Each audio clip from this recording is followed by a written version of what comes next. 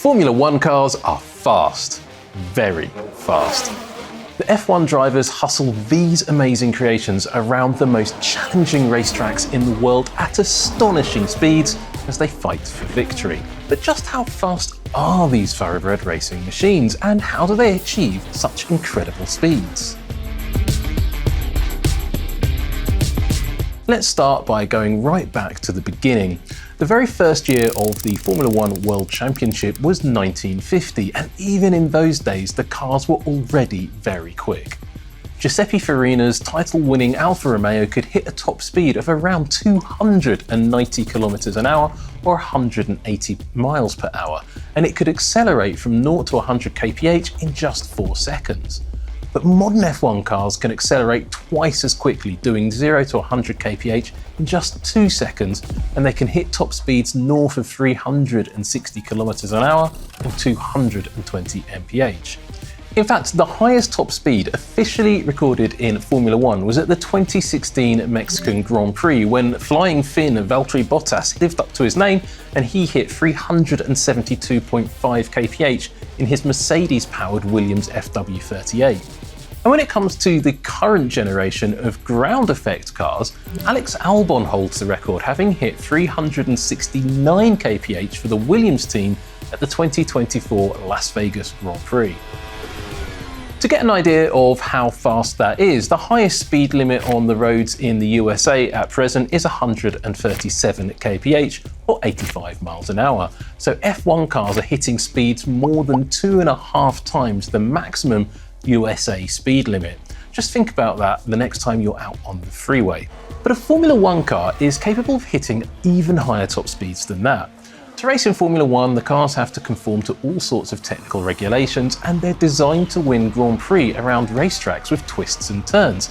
So top speed isn't really what the designers are aiming for.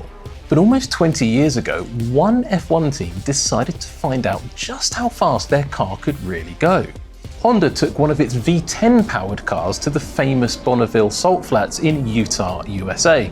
Their quest was simple: to hit 400 kilometers per hour in a car that was fully compliant with the F1 technical regulations of the time.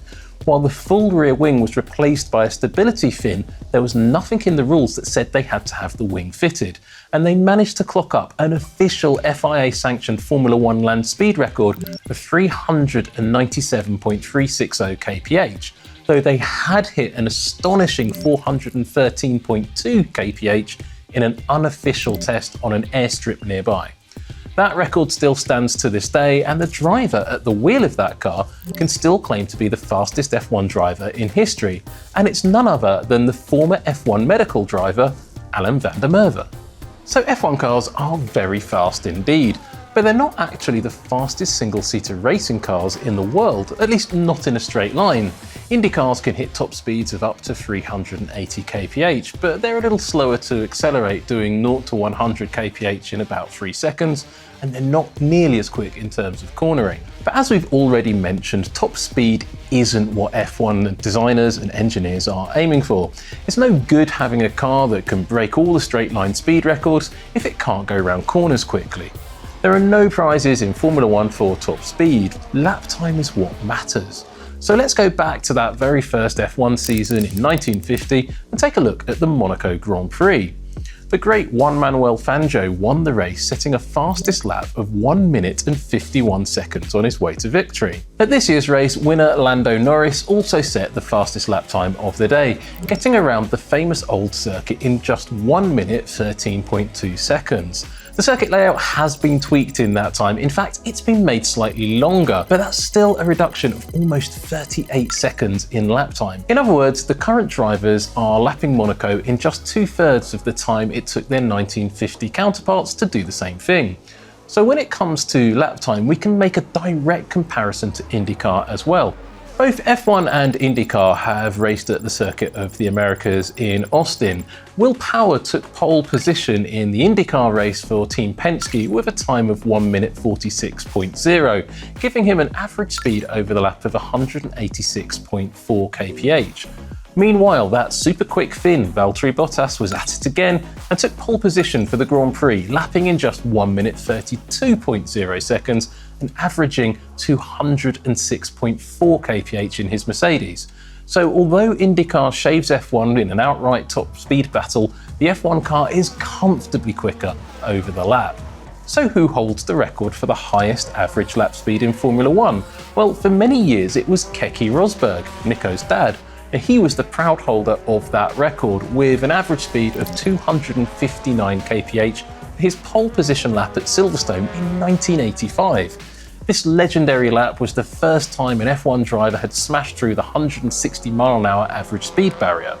Rosberg's record wasn't actually broken until 2004, when Juan Pablo Montoya nudged it up to almost 260 kph at Monza. Max Verstappen is the current record holder, with an average speed of 264 kph.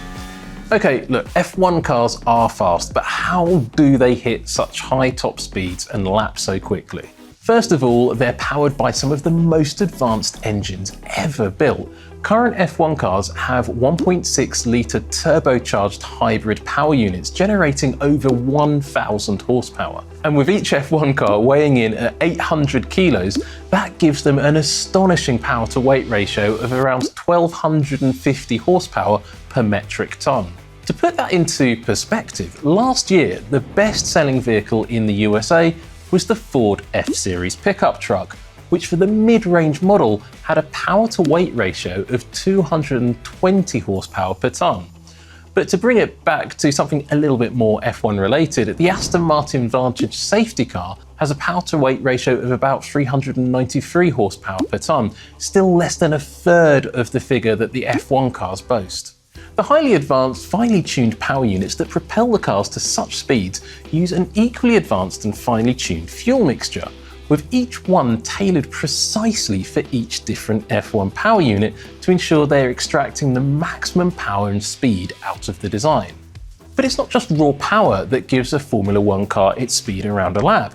As we've mentioned, the Formula 1 car's real strength lies in its ability to deploy that power around a circuit and not just in a straight line. One of the ways they do this is with highly complex aerodynamics. Both the front and rear wings and the underside of the floor harness the air to push and pull the car down into the track surface. This is called downforce, or negative lift. It gives the tyres more grip, which helps the car use all of that ferocious grunt from the power unit and ultimately means the drivers can corner at very high speeds. The only part of a Formula 1 car that actually makes contact with the racetrack is the tyres. The experts at Pirelli work tirelessly to design and produce specialist tyre compounds that can handle the huge power demands and the huge forces generated by a Formula 1 car and translate that from the car to the track. You can see the huge difference tyres make in any Grand Prix. Just watch a driver who's just pitted for fresh rubber and compare their lap times to a driver who's still out on rapidly aging tyres. The difference can be seconds per lap. And of course, every other part of a Formula 1 car, from the brakes to the gearbox to the suspension, even the steering wheel, is designed and built to optimise speeds. Even the fastest F1 car in the world would be slow in the wrong hands. To maximise the speed these extraordinary machines are capable of, each one needs an equally extraordinary driver behind the wheel with the skill and talent to extract it.